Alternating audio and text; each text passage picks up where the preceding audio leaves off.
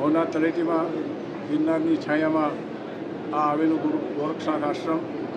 આ ગુરુ ગોરક્ષનાથ આશ્રમમાં 33 વર્ષ પહેલાં અમારા ગુરુ મહારાજે જીવન પર્યંત ભજન, ભોજન અને સમાજની એક આગવી વિવેકશૈલી ઊભી કરેલી અને સંત સેવા અને ગૌ સેવાનું અદ્ભુત કામ કરેલું.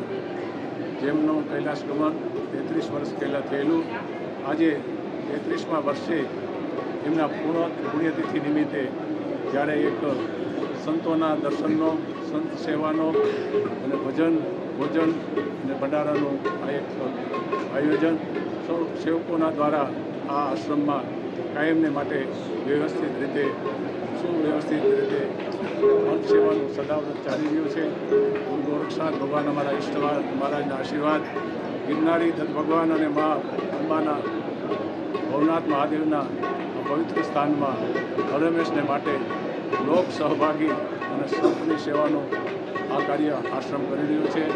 આજે આ તિથિ નિમિત્તે અમે સંદેશો આપીએ છીએ કે આવો આપણે સૌ જનજાગૃત થઈએ, સેવાનું કામ કરીએ અને પોતાના ભાગમાં આવેલું સ્વકર્મ હોય, જેવું કે વૃક્ષનું જતન હોય, ગૌ સેવા હોય, હિન્દુ સંસ્કૃતિ હોય, એકતા હોય, સમરસતા હોય, આવા વિવિધ રાષ્ટ્રપ્રેમના કાર્ય હોય એમાં સાથે મળી આપણે સહભાગી બનીએ. વધુને વધુ લોકો જાગૃત થાય એવી તિથિ નિમિત્તે અમારી સૌ સમાજની સદભાવના છે.